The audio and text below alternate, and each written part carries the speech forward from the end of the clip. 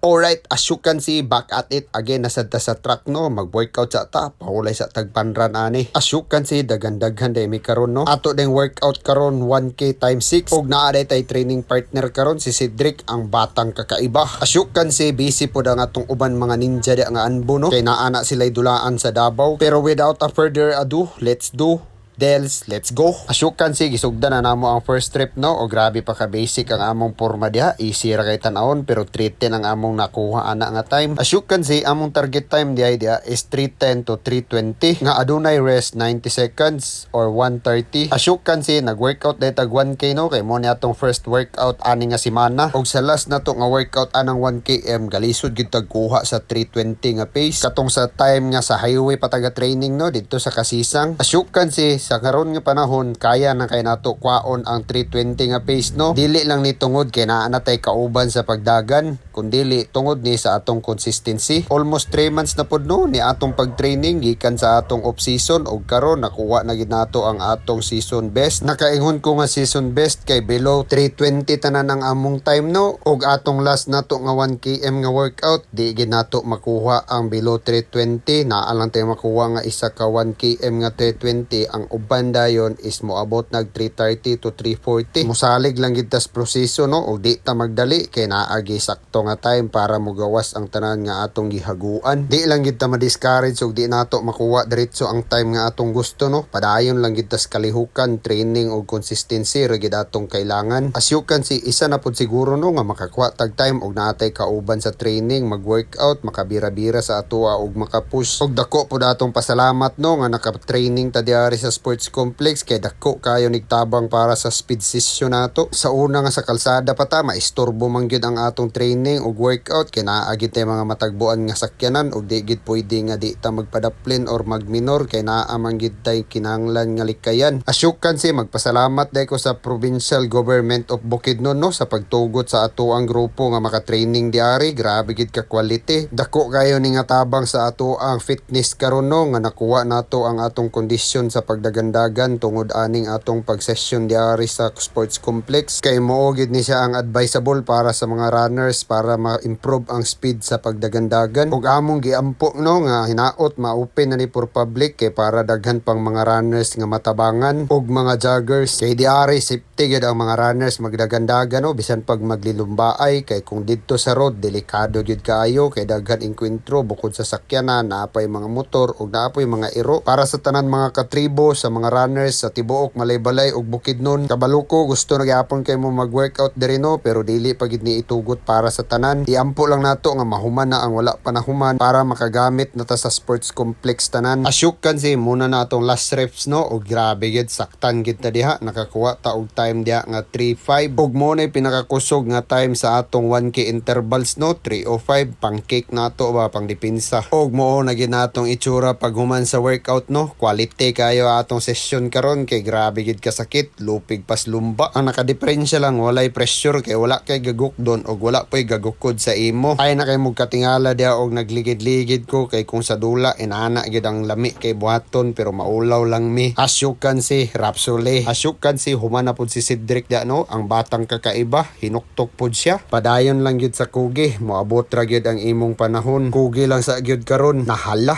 lihok tao.